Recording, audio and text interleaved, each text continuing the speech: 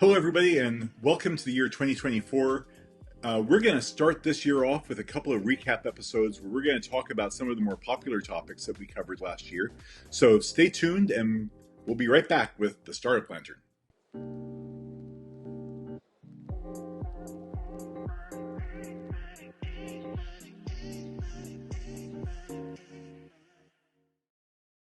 Welcome back, everybody.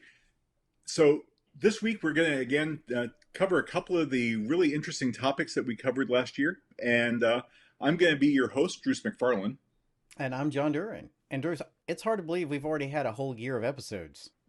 Well, in some ways it feels like it's been more, but yes, it's depending on how you go. Time can have a tendency of tricking you sometimes. Let's jump right in. So where did we begin this whole thing? We started talking about the 3 Ps, three very important aspects of starting your own company. And those 3 Ps, we covered 2 of those in depth, and there was one that we kind of skipped over. So I'm going to leave that to you, Druce. Tell us a little bit about the 3 Ps that began this journey. Yeah.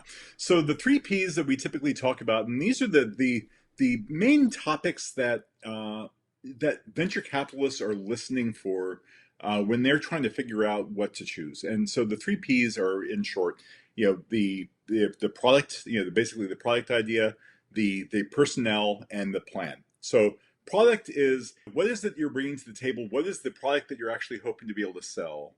And the idea there is some of these VCs are looking for intellectual property that's going to be completely unique. And for them, if you have a really interesting product, that's all that matters. They can bring in the personnel to help manage it and bring it to fruition, but they're really more interested in terms of intellectual property. The other part is the plan, and that is, like, you may not have something that's completely original, but you have a different idea of how you're going to bring that thing to market. And in that circumstance, if you've got that interesting twist on how you're going to do things, those VCs who are interested in the plan, if the core idea isn't necessarily new, that also means it's not all that risky. If you've got an idea of how you're going to bring it to market that nobody else is necessarily addressing, then that's interesting to them. Now, the final one is the people or the personnel. These VCs are looking at the staff that you've got. What is the executive team that you've got? Who are the founders? With the idea of, like, if you've got these founders and they have a long track record of continual success, it doesn't matter. They could be looking at coming up with the next pet rock, but they trust this group to actually be successful just because of their track record. Now, typically, we didn't really cover the people part because, well, frankly, if you are one of the people that that fall into that category, you're probably not listening to this podcast. You know all the stuff that we're going to be talking about. Plus, those VCs are already in contact with those people, and they're anxiously awaiting to see what they're ending up doing. I have actually a really good friend of mine. I won't name drop here, but he's had a long track record of one success after another success after another. And he started a company a little while ago with another friend of his that had also been, along with him with some of those companies. His company got acquired by somebody before they even knew what they were going to be building. So, just the fact that you got these 2 people together in the same room and they were going to be part of this thing, that was enough to get them acquired. So, in this circumstance, we didn't really, follow that track all that much, mainly because if you're one of those companies, you probably know what you're doing anyway. So that's the idea behind the 3 Ps and why we didn't touch the personnel one. Maybe your friend will help us create a whole new valuable Rolodex. Yes, indeed. I tried my best to go without using the word Rolodex on this one, but yes, that's going to be our one per episode. Let's talk about another topic that we've been covering here, and that's corporate culture and why it's important. I know that this is a hot topic for you. What were some of the key takeaways that you had from that corporate culture episode? So, culture has always been really important to me. And I think that's part of the company I work for, the companies that I've been a part of over my past. I've seen the good, I've seen the bad. When it comes to culture, culture is so critical to driving acceleration and growth in the business. It's critical for helping find and retain the best talent, keep that talent on board. It just speed of everything in the business works faster when you've got a good culture where people can trust each other and work with each other and build on ideas and concepts where people aren't afraid or are fearful of repercussions, etc. We covered a lot of aspects of culture in, I guess, one of our very early episodes, and I encourage all of our listeners to go back if you didn't get a chance to listen to that. Culture to me is very important, Druce. I think you and I have talked about it on more than one show. But when you're really starting a company, you have a lot of challenges early on. Finding the right people, getting the people inspired and engaged to go, help develop your product into a full blown idea or your plan. And that culture is really the powerhouse behind it that enables that to happen. Absolutely. And actually you bring up a really good point there, which is, we have a lot of gold in some of our previous episodes, and it's been really fun to watch episodes that came out. They get a certain amount of viewership, and then for some reason that I've never been able to fathom what happens, but just all of a sudden, like 4 months after we push it out there, it suddenly becomes popular. So definitely go back, take a look at some of our back catalog. There's some really good stuff out there, and we'll probably end up recycling some of those episodes going into the future. Right, and we'll probably cover culture in other aspects too. I think, matter of fact, I would probably put a little tag that is yet to fall into our 2024 plans. Culture was important. Back to the three P's. Assuming that you've got either a product idea or you have a plan, how do you research that? Because there's a lot, just because you got a great idea doesn't mean that it's ready to have a business built around it.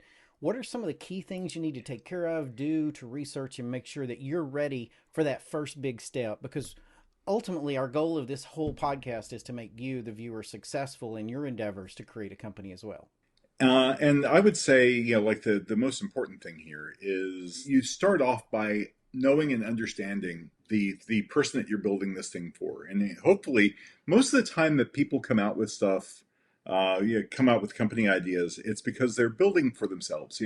They recognize, this is something I would really have liked to have on my own, and this doesn't exist out there. And seeing as I just had to build this for myself, then maybe other people out there would like that. That's really what Amazon ended up doing with AWS. By the way, it's after they built Amazon, like the bookstore, everybody sort of forgets that that's what they started off their life as. And they started looking at it. They were like, well, if we were to build Amazon from scratch, how would we, like, at that point in time, they were just building, buying servers out there, literally, hosted servers. And they're like, we would really like to be able to buy compute and storage and, everything individually. They basically made AWS for themselves. Turns out that correctly for themselves, it was going to be very popular for other people who are trying to build an online presence. That's really what it comes down to. There's a mental exercise that people have talked about where they talk about the original Air Jordan sneakers, and they actually did a movie about that just recently, where they talked about who is the target user for the Air Jordan sneaker, and the average person will say, well, it's a young kid, it's a sports athletic type, it's like blah blah blah, and the answer to that is no, all the way across the board. The target user for the Air Jordan sneaker was Michael Jordan.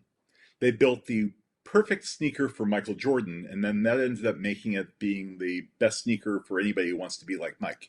So knowing that audience, trying to build it specifically for, to solve that individual problem, that's the best thing. Where you end up going wrong is when you think that you understand it, or you think that there seems to be a market for X and Y and Z out there, so I'm just going to go out there and build something. And sadly, I'm seeing a lot of that happening right now with AI.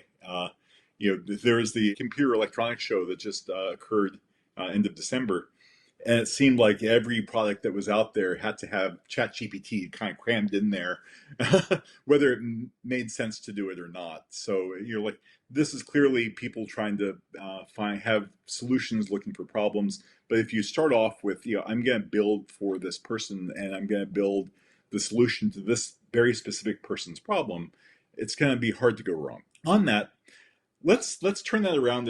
I'd be interested in hearing your comments on this, but let's talk a little bit about why we created this series to begin with.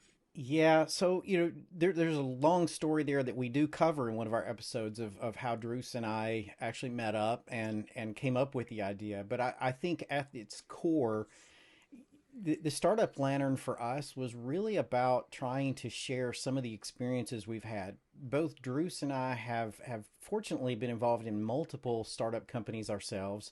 We've had opportunities to be both directly and indirectly involved. And I can tell you, at least from my perspective, those are some of the best times in my professional career. Being part of a startup gives you the opportunity to participate in literally every aspect of the organization. That's something you don't get in most companies. And it'll grow you and stretch you in interesting ways that will turn you into an entrepreneur and a serial business starter, if you will. But I think this series was created because we both had experiences and we wanted to see other people experience those same things. And we wanted to do what we could to help avoid some of the hurdles that we've dealt with over our entrepreneurial careers. But this is a culmination of those ideas as well as some new ideas, and we've both learned a whole lot about starting companies while we've been going through the series. And hopefully you have too.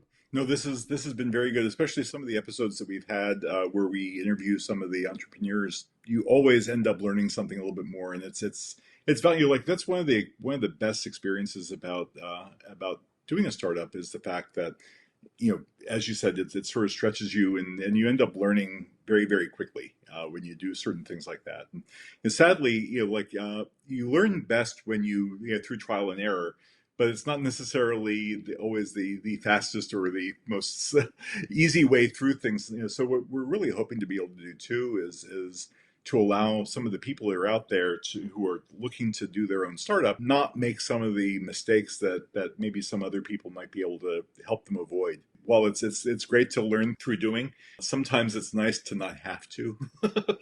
So we're really trying to build a community here more than anything else, and you get some like-minded people to share some of their experiences. So, and on that note, if you guys find this at all interesting, we'd love to hear your comments in the section below. If there's questions that you have, if there are suggestions that you have for future topics, we'd love to hear them.